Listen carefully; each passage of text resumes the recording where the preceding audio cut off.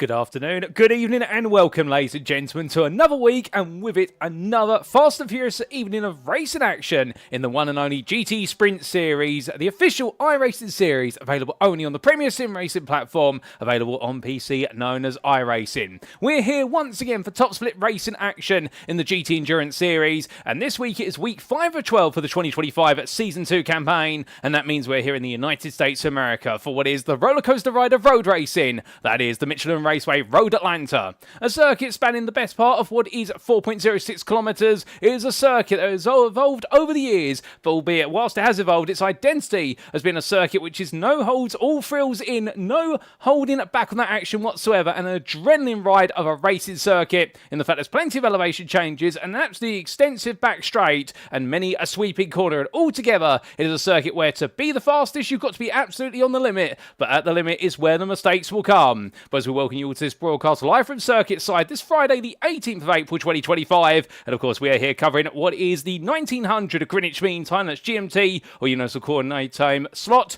Well, we're welcoming you to this broadcast available on YouTube at youtube.com, search for TX11TX, all 30 Paul Walsh, and hello to you guys and girls tuning in via YouTube, and don't be shy, feel free to say hi in the YouTube chat and let us know how your Easter is going, given we are heading into the Good Friday weekend. It is Good Friday, of course, today. I hope you're all having a happy Easter.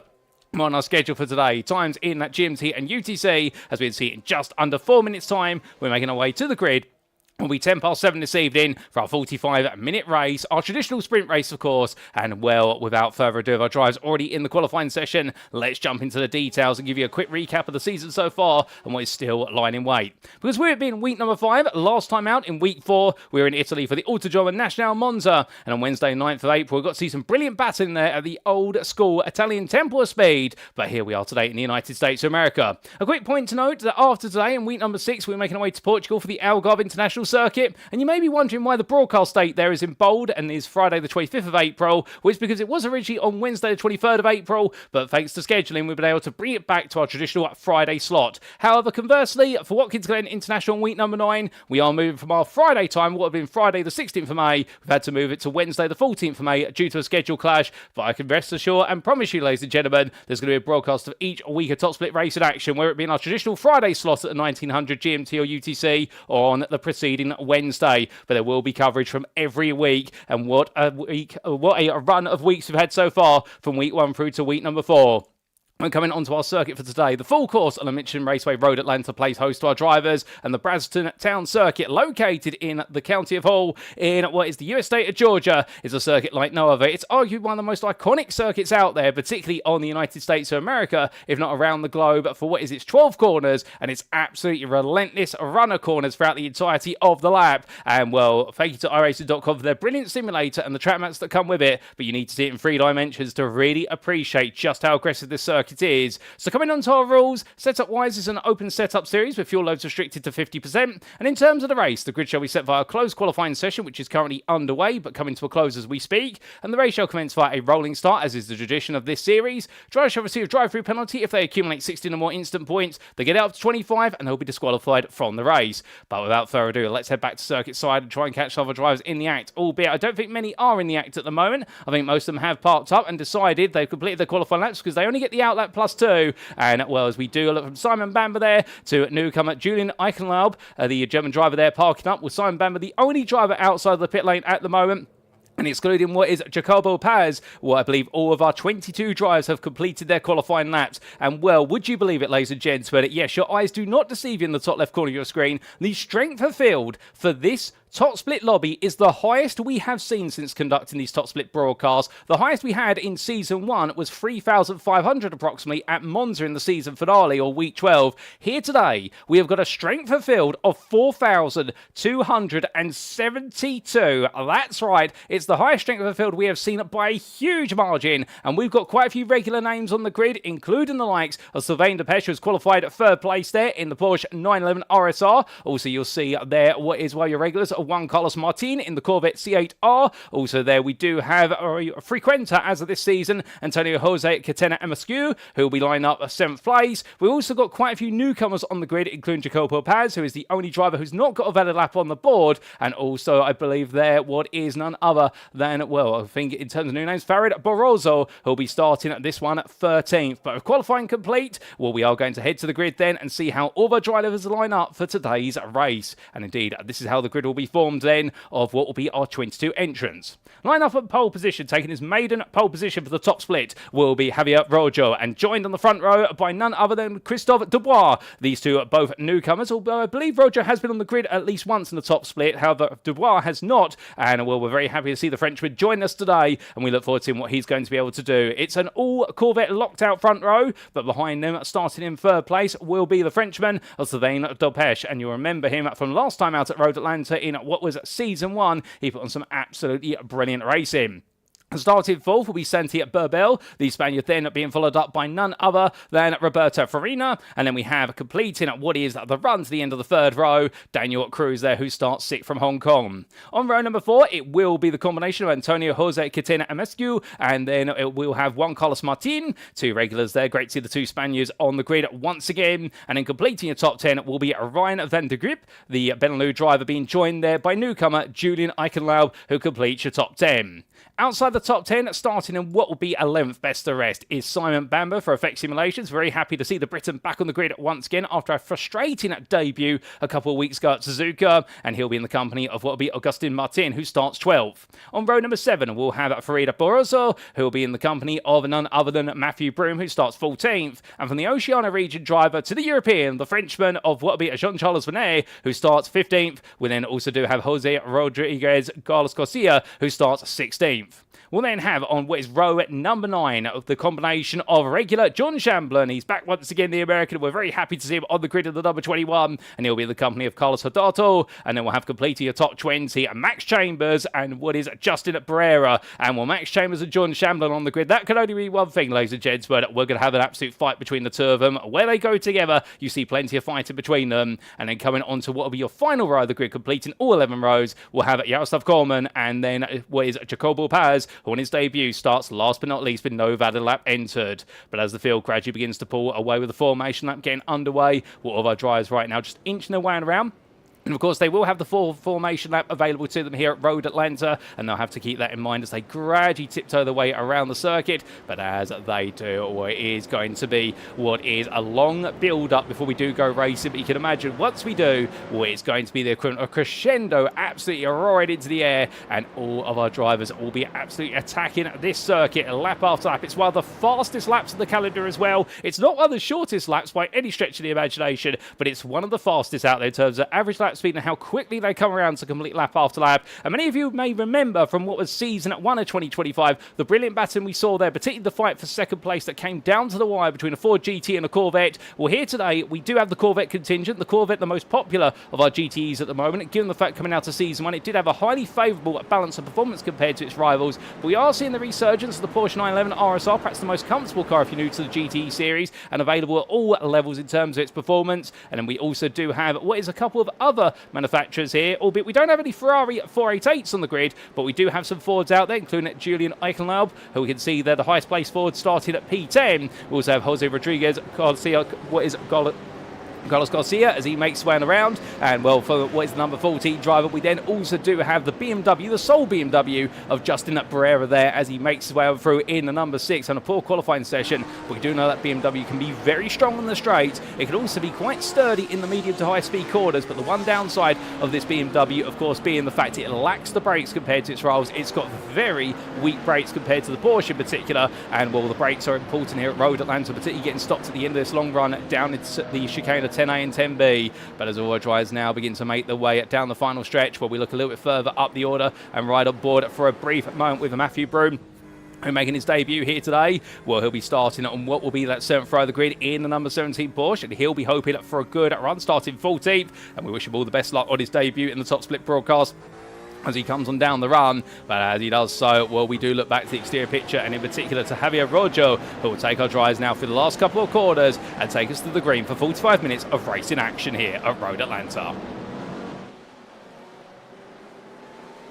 And as soon as the safety car peels into the pit lane, Rojo says it's go, go, go, and it's GTE go time here at Road Atlanta as they roar their way out the final corner. And Rojo absolutely nailing the start. 3 wide further back. That's Cruz versus Katina Mescu as they come into the braking zone. It looks over there. Katina Mescu gets ahead. All this contact, and that's going to send Daniel Cruz sideways into the gravel, albeit the car will come to an abrupt halt very quickly, but Cruz will go all the way to the back of the field as they make the way down into the braking zone here for the S's. And as they roar the way through, it is going to be Ryan van der Grip who moves up into 6th there in the Porsche 911. And well, in the number 1 car, you'd expect he's going to be trying to chase victory. He's the highest rated I-rated driver as he makes his way in towards turns 6 and 7 for the first time today, with Simon Bamber having an electric start, gaining 3 places at the start of this race. And as he defends on what is the outside there, we're now looking to go on the offensive to the inside into turn 7, but having his nose cut off there by Katina MSQ as they make the way onto the back straight. And now this will be an indicator of how much rear wing everybody's running here. You should see some cars potentially run a little bit slower compared to others, as we see at one Carlos Martin immediately trying to go around the outside as Bamber covers him off. And the battle of the 2 Corvettes here, it's 2 different setups plus the tow, and these GTs are quite prominent with regards to their slipstreaming antics. They come down to the braking zone, here they come together,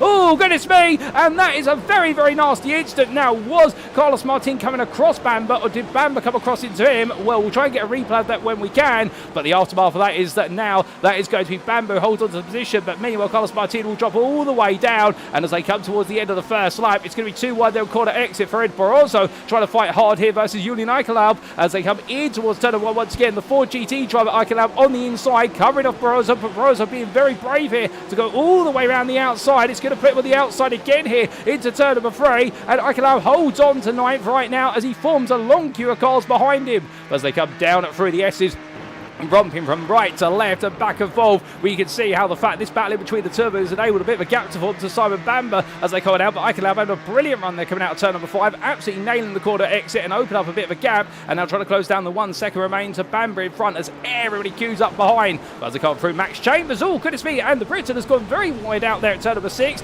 Bit of drama there as Bell's had to be towed to the pits as well off camera, so I think we've got a couple of incidents to try and review at some point. But as our drivers roar onwards, meanwhile, well, we can see it Katina MSQ, who made his way past Bamber down the straight earlier on, tried to, well, in fact, did make his way up through at the start of the race, I should say, confusing 2 drivers. Well, he's going to go up the inside here of Van der Grip, albeit it'll be 2 wide through the chicane to begin with. There's contact between the 2 of them, and Katina MSQ in the end goes out wide there. Won't be too happy about that in the TFNT machine, and as they come over the rise, Bamber taking the place there, and we'll definitely get very feisty and tasty between our drivers in the early stages here as they roar their way onto lap number 3, and well, I think some of them try to calm it down in due order, but as they roar the way on around, looking back to Justin Barrera, the sole BMW M8 out there with its menacing grille, but right now that BMW has already made 8 places since the start, up from P20 to 12, and as he comes on through there in the anime livery machine, I believe that's an anime on the side, I can't discern which one, but I can tell you right now, for a very colourful car, he's absolutely flying out there, albeit he's got Rodriguez right behind him, and well, we can see there the Ford GT driver in the yellow machine, the yellow and red machine, keeping him honest as they make the way over the crest, and down into the braking zone, they'll go to turn number 6, now roaring the way on down there, well, Jordan Shamblin, he's had a brilliant start as well, 6 places gained, up into 11th, so Shamblin has not been lazing around, neither was Max Chambers, and as I said earlier, if those 2 on the grid together, you can imagine they are going to both try and fly the way out the order as quickly as possible, but Shamblin right now in the number 21, no, he's got some hard work cut out for him in the WeatherTech Porsche 911 RSR. It's his stalwart car, it's the one he always runs, and we're very happy to see it here. But here comes Barrera then looking up the inside as they come towards the end of the long stretch, down in towards the chicane. Shamblin taking a bit of grass with it. It's going to be 3 wide there. They're going to put Ford GT in the middle of the 2 of them, albeit there. It looks like Rodriguez GC decides to back out, but gets the move on what is Jordan Shamblin to gain a place, but doesn't get both of them, and Shamblin decides that he's on the outside. There's no point fighting it too hard, otherwise it's only going to end in tears at the start of the race, so that's the last thing you want. We've already seen some tears for some of our drivers before they've even made 1 lap complete. We're coming in towards the opening corner. We can see Jacobo Paz on the inside of Shamblin there, going all in. There's contact between the 2 of them, and Paz gets it done, but it's a little bit scrappy. And as they come over the line, Shamblin loses out also there to Augustin Martin. And Martin moving up a place, and as they roar the way down to the S's, well, elbows out between all of our drivers here. I don't know what they've had for dinner or for breakfast, depending on where they are in the world, but they all seem to be very eager to make places and try to make them as boldly as possible. But I'm sure as we go a little bit deeper into the opening 10 minutes of this race, things will start to calm down with such high strength of field here as well. They all feel as though everything's on the line. Whether you're one of the low I-rated drivers, you've got all the I-rated to gain, whereas if you're one of the higher ones, you've got all the I-rated to lose. And as they come through turns 6 and 7, it all comes down for a brief moment.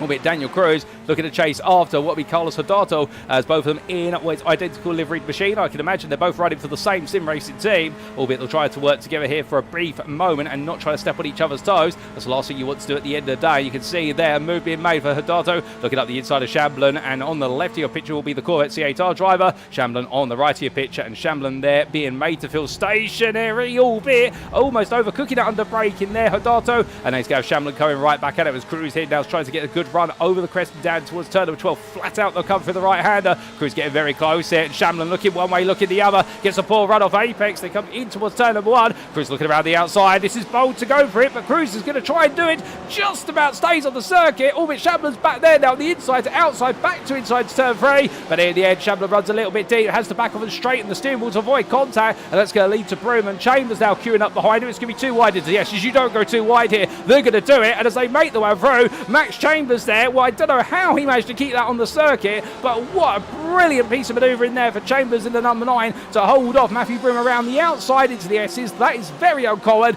but when it's done, respect had to be shown by Broom, but to be fair, respectful racing between the two of them, that's what we love to see. But coming in towards turn number 7, it'll be a drag race down the line, as from then we look to your race leader of Javier Rojo, who right now leading by 3 seconds ahead of Christophe Dubois, and these two gradually put off into the distance. We do see the Cube Controls number 4 there trying to chase down at Roger, and we haven't seen the Cube Controls guys on the grid from week to week and season to season. It's great to see them out there, as being, well, that's a move being made by Rodriguez, GC versus Barrera, and Barrera falling back to 12th place now as the BMW M8 being passed there by the Ford GT, but we do know that these two machines very strong on the straights at Road Atlanta, typically based on the BOP that's brought here to the table, and as they make the way out the corner, well, the BMW absolutely all over the back of its rival machine. Look into the inside here, this is going to all be about trying to get under the skin of Rodriguez GC, goes wide, loses the rear of the car, makes contact with the BMW, and I think the steering of Barrera's car now is completely broken, it just goes straight on, he's not going to be able to get that stopped, he's going to need to try and slam the brakes on when he can, but Barrera's race there being brought to an abrupt end by looks of things, unless he can get it to the pit lane, and well, the struggle there as he goes straight on. I think he's got to try and slow down as well, given how many corners he's cut, as everybody scatters around him here, so it's absolute drama as they make their way through the S's, and you can see Jacobo Paz not too happy about how this is playing out. Agustin Martin closes up on the back of this, and right now that BMW is carrying on. We're wondering if it had a steering wheel issue, but Barrera right now holding his line as they all queue up behind, and well, it's getting very, very scrappy here as they make them out the corner. It's going to be 3, almost 4 wide there as they make the way down the back straight, albeit 2 by 2 they go, and Justin Barrera pulling everybody along, but surely I can imagine he's going to have to come to the pits at the end of this lap. It's going to be 3 wide now on the left with the Ford GT, of which Rodriguez GC on the right, meanwhile we Paz, and as they come down the hill, well, there's even more queuing up around the BMW that's being left for dead as they come into the braking zone here, and that's going to be 5 places swapped in the space of what is about a mile's worth of stretch, and in the end everyone safely makes it on through, but goodness me, drama everywhere you look, and you can see right now Barrera's just trying to get it into the pit lane. He's going to be allowed to, but not before the whole field passes him.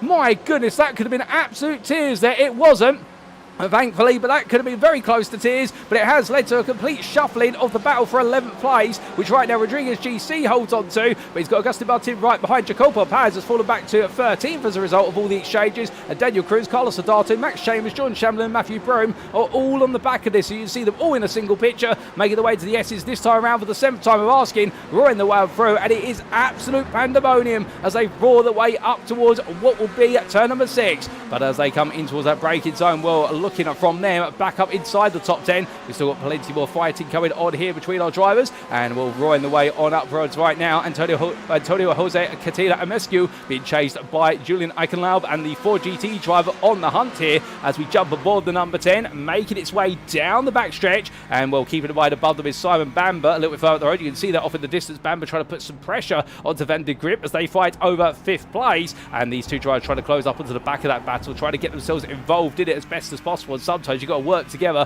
in order to make sure you don't end up treading on the other driver's toes. You can get involved in those fights further up the running order. But I think right now all the drivers had a bit of a rush of 45 minutes of racing to the head, and well, as Bamber's still fighting there with Van de Grip in front, well, Van de Grip going wide. Was there contact between the two of them? I'm not quite sure, but Van de Grip does rejoin, and well, as he does so, he'll come back on in P8 ahead of Farid Barroso, and Barroso right now looking at the back of that Porsche and probably thinking, okay, what can I do to get past it quickly? And the answer is we're going to have to be a bit patient here as they make the way in towards the S's and out of it. But as they do so, we're going to take a look back at some incidents from the opening couple of laps, starting with our green flag and what happened to Daniel Cruz on the opening lap. And here it was, ladies and gentlemen, as our drivers went green flag racing. Daniel Cruz having the off track, and he was starting inside the top 10. So immediately Rojo going as soon as he possibly could. Cruz on the outside there in the number 2. And you'll see holding that outside line. A few flashes of lights there from some drivers trying to get into each other's heads. And as they scattered their way in towards the opening corner, Cruz on that outside line comes in, contact there with what was the car. Couldn't quite see who it was, but as contact, I think that might have been with Katina Amescu, and that sent Cruz sideways and to the back of the running order and quickly rejoined. Then we had a bit of an incident for Juan Carlos Martin a little bit later on. This was down the back stretch, battling with Bamba, and it does look as though they're coming across a little bit offline, given the way the straight curves as they made their way to the braking zone. Bamba also tried to cut it tight there in the battle between the two of them, but they came together, and then we came to Farid Barroso, who did a bit of rallycross here as he made his way towards the end of the opening lap, and this was battling side by side at the time with what was Eichenlaub, and the two not giving in, and Indian Barroso deciding to use all the circuit and then some in order to complete his opening lap. But as they made his way into that braking zone, well, what exactly happened then to Max Chambers? Well, he was making his way into at the end of lap number 2, and Chambers, who was running in the bottom end of the top 15, this was into turn number 6, just goes deep there, completely misses his braking point and goes straight on. Doesn't look as though he had the contact, but that's how his race went to the grass and then rejoined. What happened to Santi Burbell, meanwhile, on lap number 2? Well, here was a bit of a story for the Corvette driver in the number 18, and something tells me that already had some damage on it because it was limping. Look at the front right, and yes, that car's already had damage. I'm not quite sure where from, but it was a tow to the pit. And we also did have a bit of an incident for Antonio Jose Katina Amescu, and this was coming down to the braking zone here for the chicane, and as they made the way on down, too wide they went versus the number 1 of Van der Grip. Contact between the two of them, and Amescu being sent into what was the grass. And well, from that we then did have the contact on lap number 8 for Van der Grip versus Simon Bamba. We believe it was contact. This will be the final replay we provide you for now, ladies and gentlemen. Heading into turn 1, Bamba on the inside, Van der Grip on the outside, making the way through the right hand. Oh, goodness me, and a bit of a twitch on the steering there for the number 1 driver. We thought there might have been contact, there wasn't. Van der Grip just losing the rear end of the car coming through turn 1, and then take to the grass to keep it pointed in the right direction. So Bamba putting the pressure on, making the move happen, and well, we're proving otherwise. And in the end, Simon Bamba making that place fairly, it would seem, and Van der Grip meanwhile falling to the pressure there in a Porsche. Definitely was a little bit sensitive through that high load corner. But coming back to your live racing now, well, we're 12 minutes into the 45 minutes of racing, plus of course there will be a final lap at some point, and as they make the way onwards here, well, in terms of exchanges since we cut away, we have had some more progress being made by Sylvain Depech, who's moved up into 3rd, getting ahead of Roberto Farina, and we might be able to get a replay of that battle shortly. I think these two had a little bit of an exchange, but otherwise it has remained mostly stationary right now, albeit Julian Eichenlaub has lost out versus Van der Grip, and you can see here the battle between what is these 5 drivers making their way on down the back straight, and Eichenlaub chasing after Van der Grip, but does have Barroso right behind him as they head in towards the braking zone for what is 10A and 10B. The chicane that didn't exist originally at Road Atlanta, it previously was a run all the way from turn 7 to the crest of the hill, which is now turn 11, which you see they make the way over, but that chicane was added to reduce the speed at which they entered that corner, given the fact that in the older days of the circuit, the speeds that drivers were coming into that right-hander were in excess of 160 miles an hour, depending on the class, and well, it was very risky then. The fact cars were practically taken off as they went over the hill and down into the final corner of the lap. But with safety in place in the modern era, as we see a big runway there for Eichenlaub, and that's going to lead to Barroso trying to go around the outside. He will get that Corvette to run around into the S's just in time there as he comes through turn 4 and into the S's sequence, and as they make the way on through it, Barroso gaining another place there. Very consistent drive from Farid Barroso in that Corvette C8R, the Red Bull machine, as he heads in towards turn number 6, and showing that Corvette is one of those cars which, whilst it does suffer in the low speed corners, particularly hairpins, it has poor traction on those rear wheels in 1st and 2nd gear. The one upside of the Corvette is the fact it will reward you well if you treat it with care over a long distance. It is one of those cars that does have very good tyre life, and it is a car that's quite easy to approach, much like the Porsche 911, albeit the Porsche being a bit more of an all-rounder compared to the Corvette, given the fact the Porsche also does brilliant traction out of low-speed corners, as we particularly saw at Daytona earlier this season, which really was the Porsche Cup, or the Porsche 911 RSR Cup of GTE. but still going for the past and back to the present as we come towards the end of the first third of this race. Well, Sylvain Depeche continues to be under pressure from Roberto Farina as the top three right now really calming down in terms of first and second, but not third. And well, you can see Depeche and Farina absolutely exchanging lap times there, only 2 tenths between them on that lap. Meanwhile, further back, we do have right towards what is the end of the top 10. Well, it's going to be a battle here. It's going to change of place. That's Paz on the inside of teammate Rodriguez and making the places swap there, but it's a poor run. And as they make the way up the hill, it's going to be Cruz now on the inside into turn 3. And Daniel Cruz in the number 2 picks up a place. It's going to be straight off from Paz. Paz decides to take the escape road there. The car wobbling. And well, he will hold the position, but he'll be expected to give the time back. And therefore, he will have to burn off a slowdown penalty, most likely coming out of turn 5, albeit he'll try and be tactical about it and try and bleed it into turn 6 where he can and make sure that Cruz doesn't gain the place. But Daniel Cruz right now sees what's happening and immediately goes up the inside there. And well, Rodriguez in the end having to essentially be mindful of the fact his teammates have to serve a slowdown. So Rodriguez comes on through and so does Carlos Hurtado, but Jacobo Paz stays on the back of this quartet. And as he makes his way back up to speed right now, he'll feel as though he's lost places, but he hasn't lost the overall chasing pack, and he'll feel a little bit happy about that as they head on towards what will be 10A and 10B shortly as they make the way onwards. Meanwhile, further back, you can see Max Chambers, John Shamblin and Matthew Broome, the trio of Porsche 911 RSR drivers, all catching up with this as they make the way on through. And well, as they come on down and trying to do everything in their power to do so, well, they're going to have to work a little bit harder here because they've still got a 3.5 second gap to Paz in front, and they'll want to be part of that as they are really the last of the running packs, excluding Jaroslav Coleman, who's down in 19th place, a further 9 seconds off. And here is Coleman in a bit of a lonely position after an off track earlier in this race. Really cost him a lot of time in the number 19, and now he is at the mercy of instance in front and just maintaining his pace to get close to his rivals unless he can pull off a little bit strategic magic.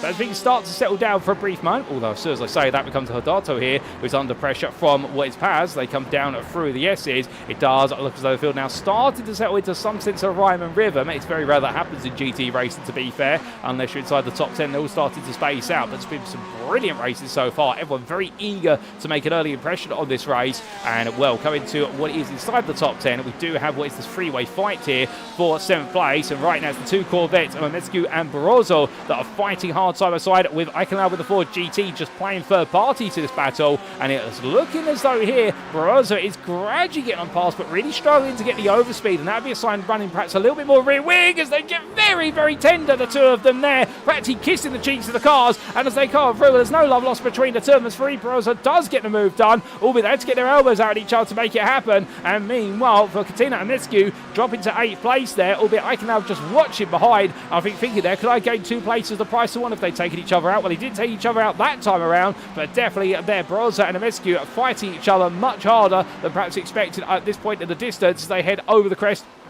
of it, which turns 2 and 3 into 4 and down to the S's once more. But roaring the way on through behind Jean-Charles René, well, he comes on through. He'll be watching this in the distance in was the black and red Corvette C8R and thinking, okay, how can I potentially get involved a little bit later on in that number 12? And the answer is you've just got to get a bit closer. He's 1.5 seconds away, so he'll be getting a bit of a distant tow, but he's also got to be mindful of the fact that he is losing time. So Agustin Martin behind and Daniel Cruz, these two are starting to catch up, and particularly Martin, who has broken away a little bit from Cruz and Rodriguez GC, and we're feeling as though right now he can go hunting after a top 10 without the worry of the drivers behind putting some pressure on his neck. But they make the way up towards what will be turn 10, where it's a long run here. And again, Cruz will gradually gain on Martin in the tow, albeit it's a long run down and similar setups on the cars. I would imagine he won't gain too much here. Matthew Broome, meanwhile, a bit further back, still battling with Jordan Shamblin. This is a 17th place, but for them, every place will feel like a win as they head down towards turn number 10. And it's a quick peek from Broome. He thinks about it. He thinks once, he thinks twice, and decides, no, it's not worth it on the first try. But as they come through left and into towards the right-hander, well, right now it just goes to show you there that these three are better off running as a pack where possible rather than trying to fight each other, and will just naturally gain some race time to the packs in front when they do start to scrap. And we are starting to head into pit stop territory here, and the fact that we're 18 minutes through the 45 minutes, and we do normally see around the 17th to 18th minute, that's where the earliest pit stops may happen. Of course, it varies from circuit to circuit and how much fuel is being used from circuit to circuit. Road Atlanta is typically a little bit aggressive on fuel usage, if my memory serves me correctly, for my GT racing days, albeit in the bottom split, I should point out, not in top split. I'm nowhere near that qualified level, but enough about me, more about our drivers. We may expect 1 or 2 drivers further down the order to opt to go for an undercut, but who else could potentially go for an undercut, may be the question, and try and gamble with it? Well, as we do look to Julian Eichenlaub versus Katina Amescu, Well, Catino Mescu having a poor run there coming out of turn number 7, but I was going to say that Iconalb could be a driver who could invest in an undercut here to see how it works out, because if he comes into the pits now, well, he would come out well behind what would be the full running field, albeit as we see there, Catino Mescu going around the outside. Hold the forward strategy here because he's getting tactical right now. Side by side they go into the second part of the chicane, and Mescu gets ahead for a brief moment, but as they come over the crest of down, it's going to be a long run around the outside here. Can he pull it off, Iconalb? No, he can't, but what he can do is cut back and build up some momentum here as they power their way up towards turn number 1, but he pulls out and decides better of it as we ride aboard with the Ford GT driver fighting over 8th place here, and these two absolutely fighting brutally hard as Jean-Charles René, meanwhile, behind has closed up to be within 4 tenths now as they make the way in towards the S, and this lovely onboard dashboard shot shows you just how close they do get in the run from quarter to quarter here,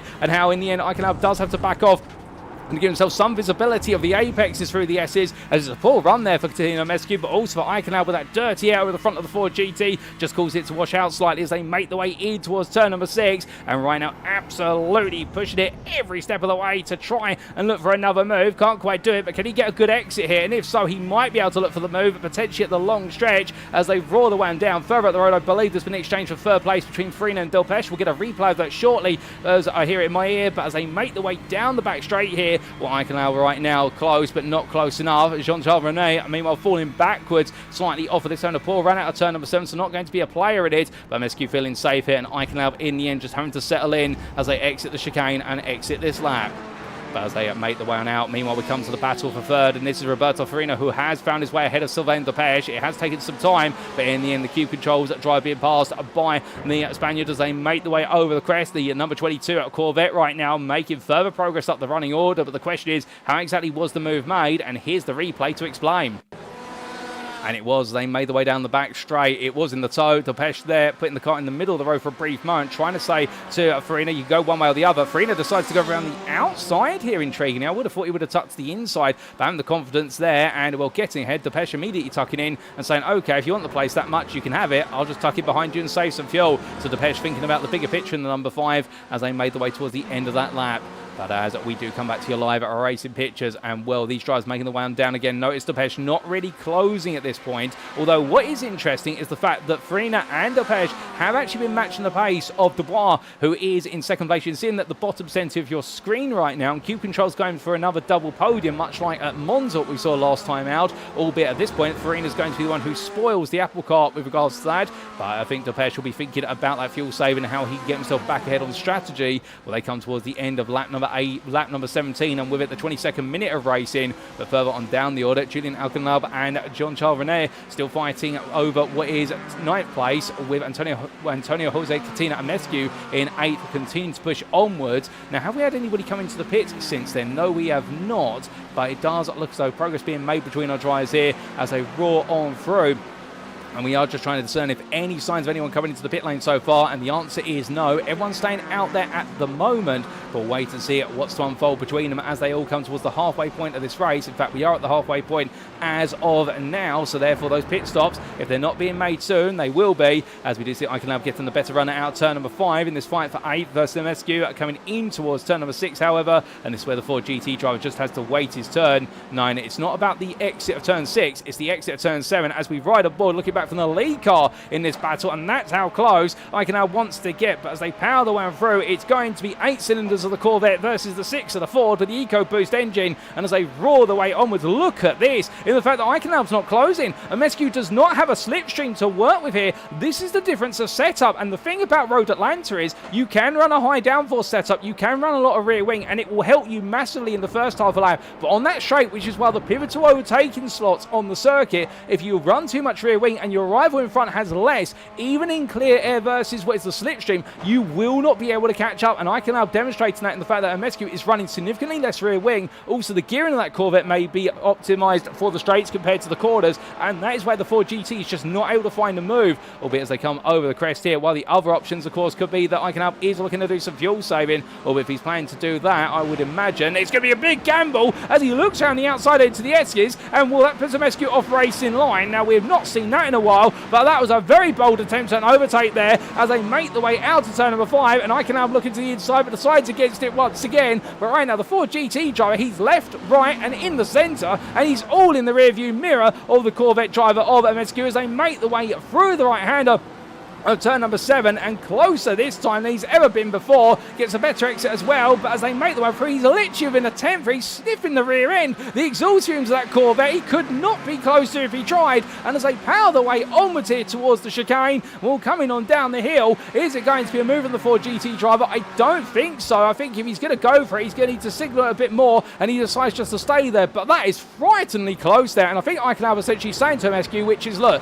in the first half of the lap, I can go wherever I want, and I can be all over you like a bad rash, and that is not a happy place to be when you're the lead car in the battle, because you're constantly looking in your mirrors, and that distraction could be what leads you to make a small mistake. And small mistakes here at Road Atlanta, as we said earlier on, those are the most costly, because you have to drive on the limit to get the best out of yourself. Oh, goodness me, the smoke across the circuit. That's Farid Barroso, who's had a big shunt at what is turn number 2 on the entry into it. He gets the car turned around as he now gets pointed back in the right direction, drops to 15th place. What exactly has happened to Barroso to trigger that, we're not quite sure. There's also been an incident for Max Chambers further down, who's dropped to 18th. And it's all happening now as we're over the halfway point of the race. But let's find out firstly what happened to Max Chambers on the end of the previous lap. Here's a quick replay, and this was coming down into the S's. He was running in at 16th at the time. Takes a bit too much apex curb there through the midpoint of the S's, upsets the car, and in the end has to take to what is the gravel to try and settle it down. But the car just not in a happy place, and in the end recovering but losing momentum. Meanwhile, what happened to Farid Barroso only moments ago on the start of lap number 20? Well, he was in his own world here going into turn number 1. Does he carry too much speed? When he takes a lot of apex curb, and that shoots the car out wide, goes high on the exit curb, and will that Corvette not set up to run on those high curbs? And in it just kicks the rear round with all the speed, and the number 11 end up having to park and wait its turn to rejoin the racing pack. But as we return to the race, and the number 11 driver falls all the way from the top 5 down to 15th, but then again he can still try and make up these places. He's got time, and the field has not separated too much, albeit our race leader, well, let's not forget about him here. Here he is in the KTD machine, the KTD competitions machine. I do believe KTD competitions still running what is a combined GTE and Porsche Cup series in parallel to the official iRacing series there, so do check them out. KTD competitions there, we'll give them a shout out because they did recently run a dedicated GTE league, but I think now it is a split GTE and Porsche Cup league. And well, the Spanish community absolutely brilliant and running a series year in year out. But Javier Roger, well, they're representatives, and right now absolutely leading the field by a comfortable 12.5 seconds margin as he comes on through 10A and 10B. But as he does so, whilst it may be comfortable for him, meanwhile Julian Eichenlaub again all over the back of Katina Amescu, and well, this is becoming the running theme here. That number 10, it has been so close to the back of the Corvette, I think you can see where all the paint imperfections are at this point, and well, that's not to mock him, but that's how close he's having to run here to stay in the hunt. And the difference of the two cars and the difference of the setups and the driving styles here as we ride on board with our 8th place Ford driver as he comes into the braking zone. Meanwhile, at McConaughey booth window, I can see Dopesh is into the pit, so he's decided to come in from 4th place to release himself from what was the battle he was in, albeit a number of drivers making their way into the pit lane. Is it big pit stop season is the question. Well, Mescu comes in, so does Eichenlaub trying to get the overtake to the pit limiter line, but that's not going to work out this time. But a number of drivers stay out there, including Jean-Charles René and also Daniel Cruz. So not everybody coming in yet, but we are starting to see the end of the fuel tanks. And I suspect we will be seeing all of our pit stops come within the next 5 minutes, unless anybody's been doing an absolutely huge amount of fuel saving. But René here under pressure, and Daniel Cruz, well, Augustin Martin closing up. And well, as the trio make the way in the Corvette C8Rs through turns 4, 5, and up towards 6 they go. René right now just trying to keep his head down. But you notice there, look at the behaviour and the way he's driving on the exit of turn 5. Immediately pulls over to the left-hand side in the run to turn 6. Normally you do it a lot more gradually on the natural racing line, but he's trying to break the toe in that cube controls machine to make sure that Cruz can't get the best possible run into turn 6. But the thing is, he will get a brilliant exit coming out of 7 at Will Cruz, and Cruz going to look for the move here as he tucks into the toe immediately. He looks once, he looks twice, and on the second viewing he's now going to try and go for the move under braking here in towards the chicane. Too wide, they come down the hill. The sparks will fly from the under trays, and as they come down, there's a bit of rub between the two, but Cruz will get ahead on that inside line, and the number 2 driver moves up into 6th place here on circuit. Remember, we have got strategy to consider, and this is a battle towards the bottom end the top 10 as they make the way in towards the pit lane. Everybody's diving in. Those who did not pit previously now decide to come in. But meanwhile, Carlos Sodato and also Jacobo Paz stay out for one more lap. So they've been able to extend the fuel tank even deeper as Javier Rogers leaving the pit lane. And there is your race leader who comes out back into the lead of the race. Such is his advantage. He's just about done it, to be fair, by half a second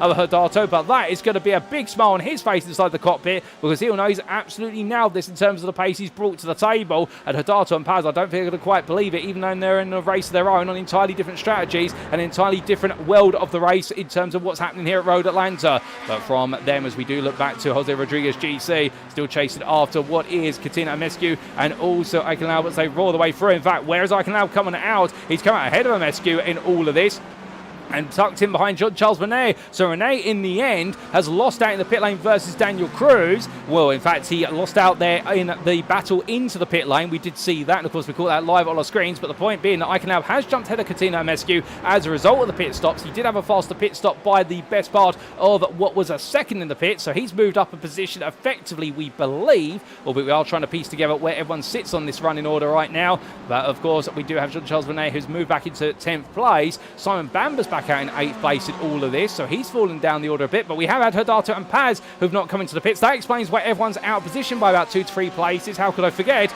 And as he rolls his way down here, Bam will be one of many, hoping to return to what will be the top 5, if not the just outside of the top 5, as Roberto Farina still having to fight with Sylvain Depeche. This is a change of position with what you saw earlier on, but right now Depeche is trying to come back. Wasn't able to get it done in the pit stop in order to get back ahead of Farina, so therefore Depeche has got to get it done on circuit as the Frenchman as they come through. But as they do make the way through, we're now wondering where Sodato and Paz are going to fit in amongst it all. We look to the blimp camera, look towards the bottom right hand side, and you will see where is Sodato and Paz leaving the pit lane shortly. There they go. So they're not too far off of this fight, and in fact they've gained a lot of time by going for the overcut strategy on the fuel save. Aikenau in the end has made some places back up as a result of this, particularly getting ahead of Katina Amescu. But you can see, look at this pack and how it's come together, and it's being headed by Jean-Charles René, who's holding on to 8th place at the moment. But this is very close between all of them as they make the way through the S's, and Agustin Martin is right at the back of this pack with the slowest stop of everybody inside this battling group. So Martin, who was much further up the running order, he's fallen all the way to the back of it, and it's been a frustrating pit stop window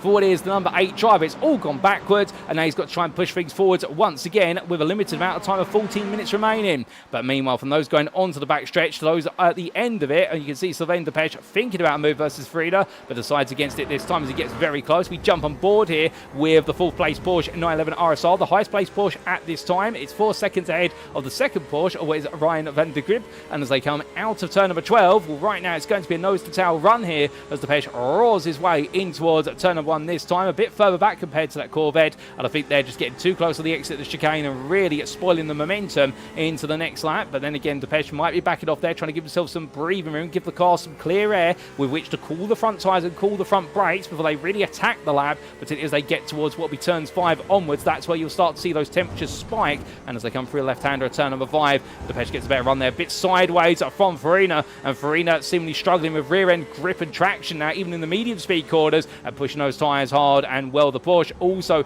no slouch when it comes to the risk of tyre warming and tyre wear. But as they come through turn number 7, Depeche gets a better exit out the corner. That Porsche, such a demon in low-speed corners, but now it's going to be a drag race here all the way down the back stretch. Depeche is close. He's within 2 tenths, but is he close enough to think about a move here? That's the question. We know the Porsche's got the brakes of the Corvette, not by much, but by a margin. And as they make the way over the crest and down, well, it's 1.5 tenths now as they headed towards the braking zone. Does Depeche decide to go for it? No, he doesn't. Just tucks in once again. He's going to wait his turn and start to build up the mind games. Try to make Farina wonder when it's going to come, and when it does, we can imagine it's going to be spectacular. But meanwhile, whilst all this is playing out, we come back towards what will be the bottom end of the top 10 and going into the rest of the top 15. And Rodriguez GC are still here in the chase, as we have had an incident for Barroso that's seen him have to tow to the pit off camera. And further on back, Max Chambers chasing down Matthew Broome. Jordan Chamberlain has been able to break away from Broome as a result of the pit stop strategy, with Chamberlain having the fastest pit stop of everybody, 11.8 seconds versus what is the rest of his rolls. The only driver who was faster, in fact, was Carlos Sodato with 11.5 seconds, so therefore quite close. And Javier Rojo, 11.5 5 seconds, but otherwise, Chamberlain having one of the fastest pit stops and being able to pull away from this battle for what is 16th place and make 15th his own. But right now, Chambers trying to go on the hunt here in the number 9 versus Broome, but Broome, no stranger to the danger of battling as they come in towards turns 2 and 3, and right now just holding his position. And well, as he gets it wrong there, does Chambers has to take the rallycross line, the car dropping off of the apex of turn number 3 and kicking the rear loose, but gets it under control. And one thing can be said, Chambers hasn't had a happy day in terms of where he's going to finish here, but one thing he has had a happy day of is demonstrated just how good his car control is when it goes sideways, because many drivers would have lost it at that point and put it in the roll, but not Max Chambers, who absolutely seems to be able to get the car back under control time and time again. But meanwhile, from a driver who's battling with a car going sideways, the two cars going side by side, well, it's Paz versus Rodriguez GC, as it's going to be the Corvette driver Paz on that inside, but missing a rear bumper. In fact, when on earth has that fallen off the car? I'm not quite sure, but what I can tell you is there's going to be a move from outside to inside here for Augustin Martin, battling with what is the number 8 in the 15, and as they come over the crest and down, well, Martin's going to get ahead here on the inside into turn number 12. He'll make it count, albeit Paz is not giving up, but I think in the end, Jacobo Paz is going to have to give this up, given the fact he's just losing time on those straights little by little, and also perhaps having a bit of difficulty carrying as much speed as he would like to through the corners. But definitely this has been a race of attrition at Road Atlanta, and well, as our drivers all make the way onto lap number 27, let's take a look back at what happened to Farid Barroso, who seemed to have a major incident that brought his race to an abrupt halt. Now here's a replay of what happened to the number 11 driver, who at the time was trying to chase his way back into the top 10, goes deep at turn number 3, mounts the curve at 4, and it just kicks the rear round, starts to slide downhill, and well, in the end, it does make contact with the wall, but that big slide, that is going to be your race, essentially. In fact, he will take the tyre life out as he tried to get things back onto circuit, but in the end, I think the tyre's just going away, and well, for Farid Barroso, it was not a happy end to his day. But as they make their way onwards, and we come back to your live race, in 10 minutes still on the clock, plus the final laps, so still plenty can happen before all is said and done. And well, we look back to your second place driver, Christophe Dubois, who right now already has been one of the unsung heroes at the very front of the field, much like Javier Rojo. He's not quite on the pace of the race leader, but he's got enough pace to stay clear of the rest of the field. So Dubois in a very lonely race in the number 4 right now, but I think he'll be very happy at this, with Roberto Farina and Sylvain Depech almost matching for pace, but he is on average what is half a tenth faster. As you can see, Farina trying to run away from Delpech, but Delpech has got other ideas. It really is a game of cat and mouse between these two. Oh my good lord! And the number 22 going very, very sideways there, coming out of turn number 5. We saw it earlier when we rode on board with Delpech, seeing what was the Corvette going sideways out of turn 5, and there's the proof that Farina is struggling with rear tyre temperatures, and we have said that this Corvette is arguably the strongest based on the balance of performance with regards to its consistency over the laps, but it looks as though Farina has pushed the car too hard in the opening stint, and in this second stint, he's pushed the tyre even more to try and keep her Delpech, and now we're starting to see the consequence of that in the fact he's losing rear grip on those medium speed corners, and he needs that grip to be able to maintain the exit speed. And here comes Delpech on the inside. He sees the opportunity, goes for it on the inside to outside, and Farina does not fight it all the way to 10B's apex. He recognises he's in a Corvette that's going to be fighting a losing battle, and it's not a battle he can win over 10 minutes. So Sylvain Depech returns to third place and starts to run away as best he possibly can. Meanwhile, further back inside what will be the battle for 11th. That is very late on the brakes, and the number 20 goes round, and that's a disaster there for what is Coutinho Mescu, who in the end comes across and covers off Rodriguez GC. As a result, going sideways, you can see Jose Rodriguez not too happy whatsoever in the number 14. He'll feel as though he's lost places as a result of that. Augustin Martin, I think, also got caught up in all of that and got escorted off camera. What a stage right. We'll have to get a replay of what happened with Augustin Martin's perspective, but there, that's going to release Jacobo Paz and Julian Eichenlaub clear of this battle, and that means now that Rodriguez GC is going to be in a car that's carrying some wounds on it, as will Coutinho Mescu's, and they're going to be fighting over 12, with Jacobo Paz trying to run away from this. And you can see Eichenlaub in the bottom centre of your picture, running off in P10 there and just taking it all to his own volition. Further back, meanwhile, you can see it with Augustin Martin falling back out of that battle with the incident that happened. He's fallen back into the pack that's fighting over 14th. And John Chamberlain, in fact, has been caught up over the last couple of laps. Chamberlain really struggling, it would seem, compared to some of his rivals here, despite making the break as a result of strategy. Well, right now, 14th is not a happy place for him. And with Martin, Broome and Chambers all over the back of him, well, I think he's going to be worried about trying to hold on for the next 8 minutes. But then then again, we know that when the going gets tough, the tough get going, and in particular, Jordan Shamblin can give you a demonstration of just how he can dig in as much as he possibly can when they fight, weaving the toe there as they make the way on down. He's allowed to do that, albeit when drivers start to get alongside, that's when it becomes dangerous, but Shamblin deciding to weave and bob there down the back straight, trying to break the slipstream as best he can. Martin looking around the outside, has no time for the theatrics, he says, and as they make the way through the chicane, they'll all queue up once again as Chambers gets onto the back of this battle, and we ride on board here with the number 9 driver. It's been as much sideways as he has been straight today, but to be fair, he's been able to get that car straightened out better than anybody else, and as he chases after Broom here, getting very close, he's got to be thinking about the move, surely. Well, decides not to into turn 1 this time, and I wonder here where Chambers has been a little bit cautious, albeit understandably so. He doesn't want to invigorate any more instants, but I wonder if Chambers potentially has the pace to clear all 3 of these drivers, but it is the fact that he's got so much hesitance in him now as a result of what's happened earlier. He doesn't quite trust how the Porsche is going to behave off the natural racing line, and that is a worry, and that's the hard thing with these machines. Even when you are in the top split like what we're seeing today, you can have those doubts and fears creeping, and when they do, they very quickly start to manifest more and more and get under your skin like no other. But as they make the way in towards turn 6 and 7, well, the Quartet right now stay as they were, heading onto the back straight. A big run deep there from Broom. It looks minuscule, but it is huge in the scheme of things when you run this close together, and that is going to cost them momentum.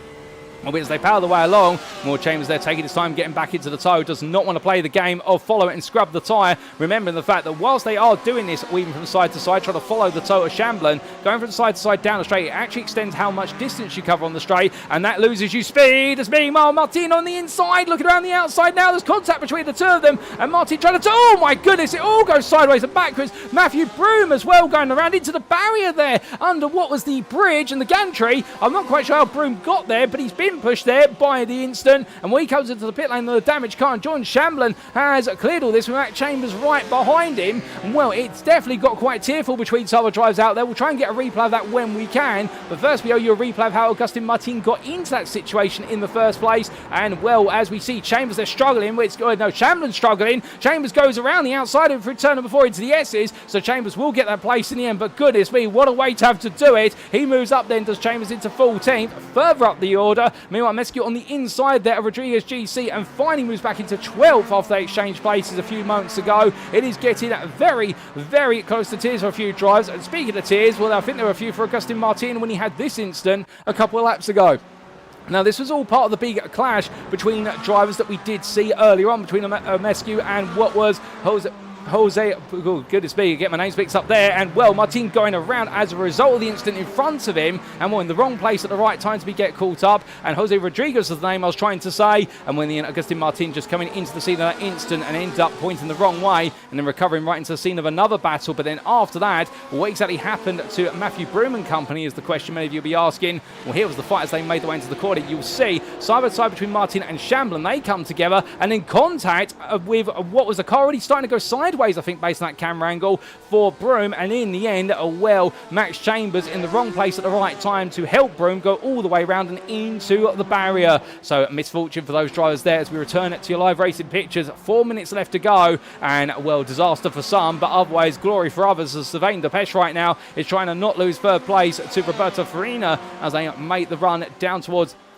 at turns 10A and 10B once more, but coming into the braking zone. Depeche right now feeling a little bit comfortable in the fact he has got the pace there as he takes a wonderful exit line, and Farina going sideways again for the chicane, and that shows you that Corvette right now just not in a happy place with also those rear tires. Every time he lights them up, they really are struggling to get the grip levels he wants. He knows what he wants to do, chasing down the number 5 Porsche, but the problem is the car just does not have the grip to encourage it, and as they head up the rise in towards turns 2, 3 and 4, when these medium and high speed corners, there's a bit more confidence for the most part, but it's as soon as they get below what is a certain speed, I suspect it's below about 95 miles an hour, that's when you're seeing that Corvette really struggle on the rotation, and you'll see that again potentially here at turn number 5, or do we know? In fact, he gets a much better unders this time, Farina, and well, now he'll be trying to look for the hunt in towards turn 6 and 7 onto the back stretch, but from them side by side on the exit of the chicane between Jose Catina and Mescue, and what is Augustin Martin, but it's going to be a Mescue to the pit lane as Martin stays out. I won't wonder if that's potentially for an instant count and therefore for a drive-through penalty, or whether it's an under-fueling of that Corvette. Well, either way, it is going to release these two from battling each other for the rest of today, we suspect. And we do have Broom in the pit lane as well for the repair work on the car for that huge shunt. But meanwhile, coming back to the battle for third, the closest and remaining battle on the circuit. Well, right now, Depeche are going to go defensive here. Is it going to look around the outside for Roberto Farina? They go door to door there, but Depeche holds on. And you'll have 2 more laps to go after this one, given our race leader is already in towards turn number 5. You can see that in the top right corner of your screen with regards to the circuit map. And as they make the way on towards turn number 1, well, Depeche right now, knowing he's got 2 more laps to go, and it's going to be a lot easier said than done to keep Roberto Farina behind. And Farina absolutely glued to the back of him right now. As further back, Carlos Sodato chasing after Jean-Charles Vernet as the Cube Controls drivers here both trying to hold on versus some rather rapid Spaniards as they head in towards the penultimate lap of the race. But heading it up their eyes, well, Hodato right now close, but not close enough to think about a move. But I think the itch is there to be scratched with regards to number 16 driver. So close, he could reach out and touch the rear wing of his rival in the battle of the 2 Corvettes in the fight for 8th place. We ride aboard with Carlos Hodato as they come on through the S's. You can just see that those minuscule steering inputs at first, and then the more aggressive one coming through turn number 5. The sparks flying there right in the face of Carlos as they come on out the corner, coming off the back of Jean-Charles Vernet's car and heading in towards what will be turn number 6. Renee gets the better run out of turn 5, but through 6 and 7, Hodato gets the upper hand, and as they make the way out, it's 3 attempts on the corner exit, but what will it be as they make the way on through then, as our race leader's already gone to the final lap of today's race. Well, Hodato here close, but not close enough. He is closing a little by little. 2.5 attempts now as they get towards the halfway point of the stretch. Now it's 2 attempts, so he's really picking up the speed at this point as they go to top gear. Hodato looking to the inside, going to go all in on the brakes here, surely. He's going to commit to it, and he's going to be on the inside there, and Renee does not have a response other than to let it go for what will be the final lap. So therefore, I think Jean-Charles Vernet deciding to play the game of, okay, I see your game, but we've still got 1 more lap to go, and I want to be in the attacking position come the end of that lap.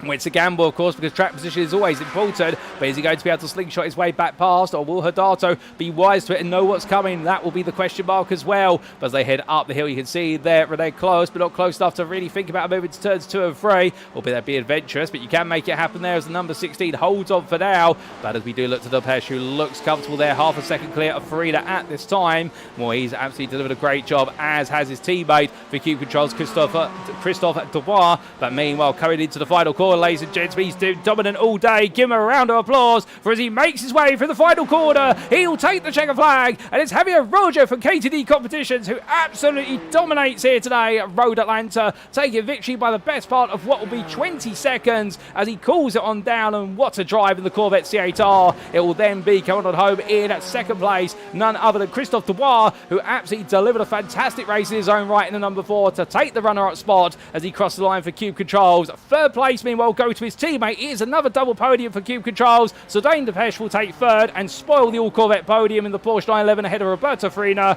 Ryan van der Grip on his debut delivers a solid P5 ahead of Simon Bamboo, takes 6th place. Daniel Cruz will take 7th in the end as he comes across the line. And Carlos Hodato, well, he has found his way past Jean-Charles Vernet, and he stays that way into 8th place ahead of Jean-Charles Vernet, finishes 9th, but a triple of top 10s there for Cube Controls. There'll then be Julian Eichenlaub, who completes his race P10 in an absolutely up-and-down race of the Ford GT driver, ahead of Jacopo Paz and Jose Rodriguez GC. And then it'll be Max Chambers, who gradually makes his way on through here to take 13th place. Unlucky for some, and indeed bad luck struck him today multiple times. John Shamlin finishes behind him 14th place, and then it will be the last of your lead lap finishers, ladies and gentlemen. Agustin Martin, who in the end takes a solitary and a rather sad 15th, given how much he was fighting inside the top 10, but it did not work out for him. He just simply had the worst timing of many when the instance came on around. But what a race, ladies and gentlemen. Drama left, right and centre. You couldn't make it up in terms of the script here at Road Atlanta, but then again, no race at Road Atlanta is straightforward. That can be said in the US state of Georgia.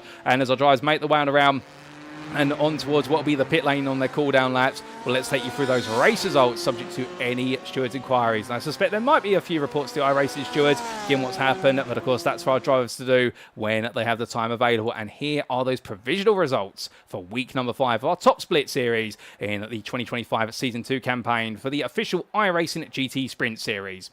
Javier Roger then taking victory by 20 seconds over Christophe Dubois. Dubois, the Frenchman, still in his own right, much like Roger, and Javier Roger was absolutely untouchable today, and Christophe Christopher Dubois, in the end, it was untouchable, albeit in second place. Under different circumstances, he could have been a winner, and an untouchable winner at that, but the two really in a class of their own. Sylvain Depech, meanwhile, had to fight hard for third place, and the number 5 driver holding off Roberto Farina to the finish line in a great back-and-forth battle between the two of them. That had to be done on track, despite Depech trying to gamble on strategy. Farina took fourth place, will be gutted to miss out on the podium, but still proud of the number 22 of taking that fourth place, and a very well-earned one at that, ahead of Ryan van der Grip, with the Dutchman there taking fifth place, and well, the number 1 driver there ended up in some early battles that cost him dear, but still fighting through to a top 5 finish. That's nothing to complain about. Simon Bamber taking 6th place there for Effect Simulations, and a much happier day today compared to his previous top split runnings, particularly at Suzuka, where it all went wrong, but the number 13 driver delivering in qualifying and delivering in the race. And from the Britain, it was the Hong Kong driver of Daniel Cruz,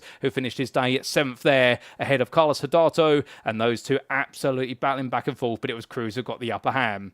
Jean-Charles Vernet finished 9th place there, and the number 12 driver enjoying a brilliant run to 9th place, having to charge his way through the field at certain points, particularly ahead of Julian Eichenlaub, with the number 10 driver taking at 10th place, and that's quite poetic there. And the Ford GT driver, the highest place Ford GT, will absolutely having to work himself to the utmost in order to finish inside that top 10. Jacobo Paz took best to SP11 ahead of Jose Rodriguez GC, and in at the end, the Ford GT driver ended up in a few instances that upset his rhythm and unsettled his race, and the same could be said for Max Chambers, who in the end took 13th place despite it all. And well, it goes to show it's not about how you start, it's about how you finish. Jordan Shamlin took 14th place, with an unfortunate incident in the second stint cost him dear, ahead of Agustin Martin, who completely drove all top 15. And it was Jaroslav Coleman who finished a lap down but took 16th place in a bit of a quiet race after an early incident, but the number 19 driver in the end bringing it home, and the number 19 will be very happy as a result. It was 2 laps down with a late retirement for none other than Antonio Jose Catina Amescu, and we also did see the retirements of Matthew Broom 5 laps in the end of the race, also Fred Barroso and Justin Barbera,